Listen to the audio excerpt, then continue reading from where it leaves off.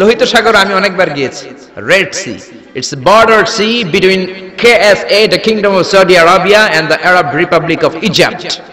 মিশর এবং সৌদি আরবের মাঝখানে বর্ডার সাগর, এটা লোহিত সাগর। এটার এই মাথায় দাঁড়ালে ওই মাথায় সৌদি আরব। সুবহানাল্লাহ কইবেন না? জেদ্দা নগরী। এই লোহিত সাগরে ফেরাউন ডুবে মরেছে। অনেকে বলে নীল নদে ডুবে মরেছে, ভুয়া কথা। আমি ফেরাউনের দেশের মানুষ মিয়া, এই তথ্য আমার কাছ থেকে শুনেন। আমি ফেরাউনের দেশে ছিলাম 5 বছর, নীল নদের পানি খেয়েছি আমি 5 বছর। সরাসরি নীল নদ থেকে নিয়ে খাই নাই। আবার মিশরের সরকার রিফাইনিং করে, পরিশোধন করে পাইপলাইনের মাধ্যমে গোটা মিশরে ছড়িয়ে দিয়েছে। নীল নদ লম্বায় সবচেয়ে বড়, আড়াআড়িতে বড় নয়। আপনি ভালো সাঁতার জানলে আড়াআড়ি পাশের দিক থেকে আপনি নীল নদকে ক্রস করে ওদিকে চলে যেতে পারবেন, কিন্তু লম্বা এটা 6695 কিলোমিটার লম্বা, পৃথিবীর সবচেয়ে বড় নদ। এটা জান্নাতের নদ।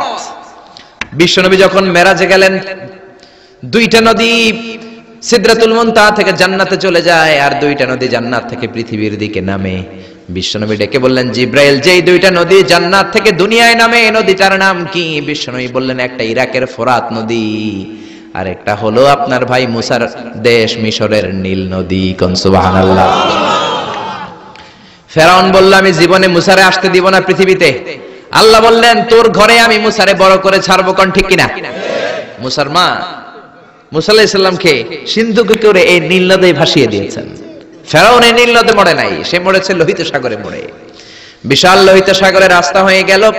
সাইয়েদনা মুসা আলাইহিস সালাম আল্লাহর শুকরিয়া করে বনি ইসরাইলের মুমিন বান্দাদেরকে নিয়ে, তার কর্মীদেরকে নিয়ে, তার অনুসারীদেরকে নিয়ে, তার সদস্যদেরকে নিয়ে রওনা হলেন। দৌড়াতে দৌড়াতে লোহিত সাগরের এই মাথা থেকে ওই মাথা চলে গেলেন। ফেরাউন ইন দ্য মিন টাইমে চলে এসেছে তার বাহিনী নিয়ে। এসে দেখে মাশাআল্লাহ এত সুন্দর রাস্তা, বিশাল ব্রিজ, চমৎকার শক্ত ব্রিজ। বাঁশ-টাশ দেয়া হয় নাই, যে ব্রিজের ভিতরে দেয়া হয়েছে শক্ত রড। এই ব্রিজ দেখে তো মহা খুশি, মনে হয় যেন ওর বাবার টাকায় ব্রিজ বানানো হয়েছে। সে অর্ডার করলো, march on the bridge, march on my soldiers on the bridge and try to reach Musa. আমার এই সামনের ব্রিজটা পার হয়ে যাও, মুসাকে খপ করে ধরে নাও, আল্লাহকে দ্বারা ধরাইতেছি আমি। ফেরাউনের অর্ডার শুনে সেনাবাহিনীরা লেফট রাইট করে মার্চ করতে শুরু করলো। যেতে যেতে ব্রিজের এই মাথা থেকে ফেরাউন সহ সৈনিকেরা যেতে যেতে ব্রিজের মাঝ বরাবর যখন চলে এসেছে, আল্লাহ মুসারে ডেকে বললেন, ও মুসা, অ্যাকশন নিবার মনে চায় কিনা? মুসা নাই বললেন, মনে চায়। অনেক জ্বালাইছে বেয়াদবটা আমারে, ঘুমাইতে দেয় নাই, খাইতে দেয় নাই, খালি হামলা চালায়। এখনো এরকম মুসলমানদের ঘরে ঘরে হামলা আছে না নাই? ঘরে ঘুমাতে পারে না, নিজ এলাকায় থাকতে পারে না, অন্য থানায় চলে যায়, অন্য গ্রামে চলে যায়, রাতের ঘুম নাই, আত্মীয় স্বজনের সাথে দেখা নাই। দুনিয়ার বুকে কষ্ট করে যাও, জান্নাতের দরজা আল্লাহ তোমাদের জন্য খুলে রেখেছে। আল্লাহ বললেন, অ্যাকশন নিবার মন চায় কিনা মুসা? মুসা বললেন, অবশ্যই। আল্লাহ বললেন, অ্যাকশন নিতে চাইলে আর দেরি করা যাবে না, লাঠিটা তোলো। সুবহানাল্লাহ কইবেন না? মুসা আলাইহিস সালাম লাঠি তুললেন। লাঠি তোলার সাথে সাথে লোহিত সাগরের এই মাথা থেকে ওই মাথার বিশাল ব্রিজ, পুরো ব্রিজটাইকে ভ্যানিশ করে দিল কে? আল্লাহ। উদাও, কোনো ব্রিজ নাই, শূন্যের মধ্যে সবগুলো থপাস থপাস করে পানিতে পড়তে শুরু করেছে। ও মিয়া, লোহিত সাগর এটা বাংলাদেশের পদ্মা যমুনার মতো হবে মনে হয়? তাহলে মেঘনা নদীর মতো, ব্রহ্মপুত্র, কপোতাক্ষ নদ, বিশাল বড় সাগর, কোন কুল কিনারা পায় না।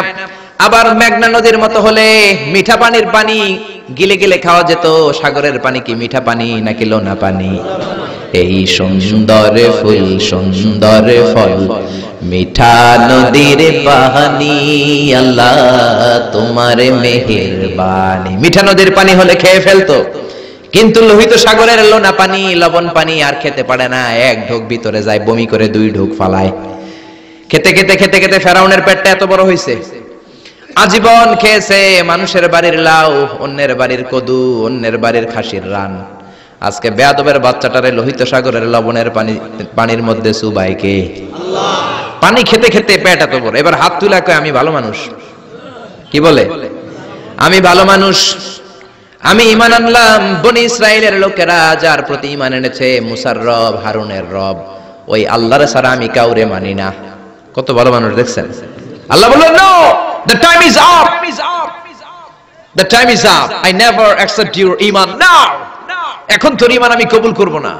জিব্রাইল রে বললেন ওর মাথাটা একটু ঠাইসা ধর, আর একটু জুবা দিয়া আর একটু লোনা পানি খাওয়া। জিব্রাইল কিছুই করলেন না, ওইটাতে এমনি শুধু ভাসতেছে, মাথাটা একটু ঠেসে ধরলেন, আর কয়েক ঢোক পেটের ভিতরে ঢুকায় দিল কে? আল্লাহ বললেন ফালইয়াউমা নুনাজ্জিকা বিবাদানিকা লিতাকুনা লিমান খালফাকা আয়া। ও ফেরাউন, তুই মরে গেলি, কিন্তু তোর লাশকে আমি মারবো না। তোর লাশটা গলবে না, পচবে না, কোনো কীট পতঙ্গ তোরে খাবে না, কোন তিমি মাছ তোর দেহের মধ্যে তার জিহ্বা লাগাবে না। কিয়ামত পর্যন্ত তোর চাচাতো ভাই খালাতো ভাইদের জন্য তোর দেহটারে আমি শুটকি বানিয়ে রাখলাম। আজও ফেরাউনের লাশটা রয়ে গিয়েছে। আমি নিজ চোখে ফেরাউনের লাশ দেখেছি। মিশরের রাজধানী কায়রোর তাহরির স্কয়ারে তাদের যে মিউজিয়াম, ন্যাশনাল মিউজিয়ামের রয়্যাল মমিস চেম্বারে, আমরা তো আজহারের ছাত্র, ফ্রিতে ঢুকতাম, ফ্রি ঢুকছি, ফ্রি লাশ দেখেছি। পুরো দেহটাকে ব্যান্ডেজ করে রাখা হয়েছে। ফেরাউনের চারদিক দিয়ে আমি ঘুরলাম, এমনি রয়েছে এমনি। আমি কই, ফেরাউন চাচা কেমন আছো?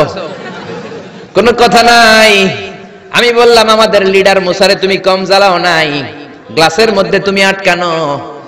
যদি তুমি গ্লাসের ভিতরে না থাকতা, তোমার ঠ্যাং হাত একটাও থাকতো না। কোন ঠিক কিনা? গোটা বিশ্বের মানুষের ঘৃণা, লানত তার উপর। ওই ফেরাউনের মতো এখনো যারা আছে, তারা চলে গেল, তাদের প্রতি এরকম ঘৃণা থাকবে। চিল্লায় বলেন ঠিক কিনা? ফেরাউন চলে গিয়েছে, নমরুদ চলে গিয়েছে, কিন্তু ফেরাউনের চেলারা আছে না নাই? নমরুদের চেলারা আছে না নাই? যুগে যুগে ফেরাউন থাকবে, নমরুদ থাকবে, আর তাদের বিরুদ্ধে আপনাদেরকে মুসা আর ইব্রাহিমের ভূমিকা পালন করতে হবে। চিল্লায় বলেন ঠিক কিনা? এই পৃথিবীটা থাকার জায়গা নয়। ফেরাউন তার জলজ্যান্ত প্রমাণ। অনেকক্ষণ আমি তাকিয়ে রইলাম জাহান্নামের এই নরক ইট্টার দিকে।